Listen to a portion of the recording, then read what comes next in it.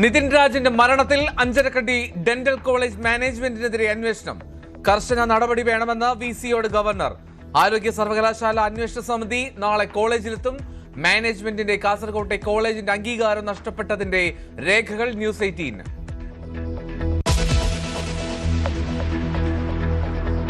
ഇറാനുമായുള്ള യുദ്ധത്തിൽ അവസാന ഘട്ടത്തിൽ നിന്ന് ട്രംപ്. അമേരിക്ക ലക്ഷ്യം പൂർത്തീകരിച്ചു.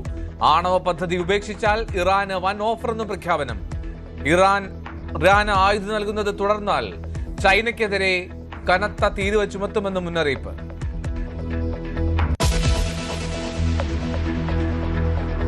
വനിതാ സംവരണ ബിൽ നടപ്പാക്കാൻ സീറ്റുകളുടെ എണ്ണത്തിൽ 50% വർധനയുണ്ടാകും. കേരളത്തിലും സീറ്റുകൾ 50% വർദ്ധിക്കും. സീറ്റുകളുടെ സംസ്ഥാന അനുപാതത്തിൽ മാറ്റമുണ്ടാകില്ല.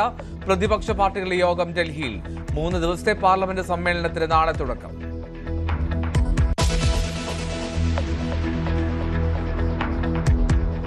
തെരഞ്ഞെടുപ്പ് ആവേശത്തിൽ തമിഴകം. പ്രധാനമന്ത്രി അല്പസമയത്തിനകം തിരുവനന്തപുരത്തെത്തും. നാഗർകോവിലിൽ മോദിയുടെ റോഡ് ഷോ 3 മണിക്ക്.